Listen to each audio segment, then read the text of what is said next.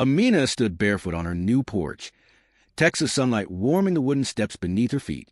In her hands, two golden lanterns from her late mother. They shimmered with Arabic calligraphy, Allah. She hung them gently, like placing pieces of her heart in a foreign land. She whispered a prayer, Ya Allah, let this be home. But across the street, behind perfectly cut rose bushes, Richard Miller watched her like a trespasser, pen already twitching against a violation notice. The war had begun, quietly, without a single word spoken. Welcome back to my channel, HOA Tales. If you're new here, please don't forget to subscribe, like, and share. Now, let's dive into the story. Amina Siddiqui, 32, had moved from Chicago to the small suburban town of Winterfield, Texas. Her hijab fluttered in the dry wind like a flag no one else carried. People waved politely, but their eyes lingered too long. On her first morning, she walked the neighborhood with fresh hope, but by afternoon, hope was replaced by confusion. A white paper fluttered on her door. HOA violation. Religious items displayed publicly. Removed within 48 hours. She reread it slowly. Her lanterns? Her mother's memory? Violation? Her chest tightened, not with anger, but hurt. She sat quietly, fingers resting on the lanterns, whispering, Ami, Agar Yahambi Samjay? What if they don't understand here either? That night, she did not sleep. She wrote instead. A letter. Polite, calm, firm. My lanterns are cultural, spiritual, personal. They're only light, not threat. Amina Siddiqui. She slipped it into the HOA office drop box herself. Inside, Richard Miller, HOA chairman, ex-military rule-obsessed, read the letter and smirked. You moved here. You follow our rules. Amina attended the HOA board meeting wearing a dark blue hijab, soft but unshakable. The room fell silent when she entered, as if her presence shifted the oxygen. Richard cleared his throat loudly. Mrs. Siddiqui, religious displays are not allowed on properties. Those lanterns. She raised a hand, politely. I respect your rules, Mr. Miller, but I also respect my faith. Her voice didn't tremble. Richard expected it to. He frowned, uneasy at her calmness. These rules apply to everyone, he insisted. She nodded gently. Then the Christmas wreath on Mrs. Evans' door. That must be removed too? Gasps. Eyes turned. A flicker of guilt crossed Richard's face. She had seen what he thought she wouldn't. He avoided answering. Instead, he issued a fine. $200. Amina left the meeting, feet steady but heart breaking slowly, like glass under quiet pressure. Instead of taking the lanterns down, Amina added two more. Now her porch glowed at night, like a warm memory, refusing to die. Richard delivered another notice. $500 fine. Her husband suggested removing them for peace.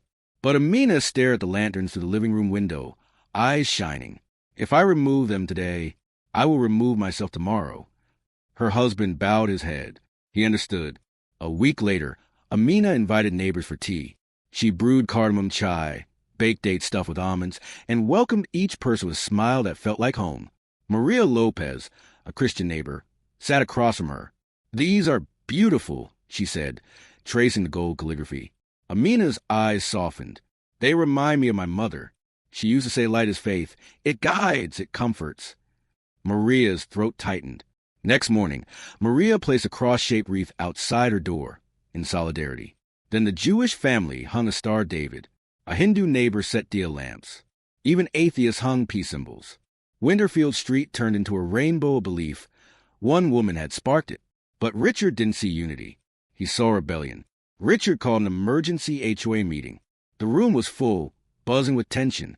Richard slammed a binder onto the table. No religious representation. Period. All must be removed within 24 hours. Amina stood slowly, hijab steady, voice steady. So my faith is a violation, but your authority is sacred? He slammed the gavel. You are out of order. She stepped closer, calm fire in her eyes. No, Mr. Miller, you are out of understanding. His face flushed red, not hate, but fear of losing control. The room erupted. Voices clashed. Beliefs collided. Richard stormed out, shaking. His rules were no longer walls. People had climbed them. Amina filed a case with the city council. The courtroom was bright. Her lantern now sat on the evidence table like a witness. Its glow looked almost like hope. The judge asked, Mrs. Siddiqui, why fight so hard? Her voice broke, but she didn't hide it. Because my mother died believing America meant freedom. I want to prove she wasn't wrong. Silence. Even the walls listened. The council reviewed. No rule banning religious displays existed. Christmas decorations had never been restricted. Only Islamic items were targeted. The verdict struck like thunder. The HOA violated First Amendment rights. Amina wins. Relief flooded her like rain after drought. When she walked out, neighbors cheered, lanterns shining on porches like stars refusing to dim. But victory wasn't the end. Healing was. Months later, Amina found Richard sitting alone in the community park. The man looked smaller than his authority, once did. She approached quietly. He didn't look at her. My son died in Afghanistan, he whispered. He believed he was protecting America. Sometimes I feel he died for nothing. Amina's eyes softened like prayers. No sacrifice for peace is ever nothing. Richard's voice cracked. I was afraid. Of change. Of you. She placed a teacup beside him. Cardamom, warm, forgiving. Fear builds walls. Faith opens doors. He finally met her eyes and nodded, not as an HOA chairman, as a human. Night again. Wind soft. The neighborhood glows. Crosses, stars, crescents, lamps, peace signs. Different symbols. One street. Amina looks at her lanterns, mother's lanterns, and smiles. She didn't just win a case. She lit a community. Fade out. I hope you liked the story. For more intriguing stories, please subscribe our channel and also click on bell button.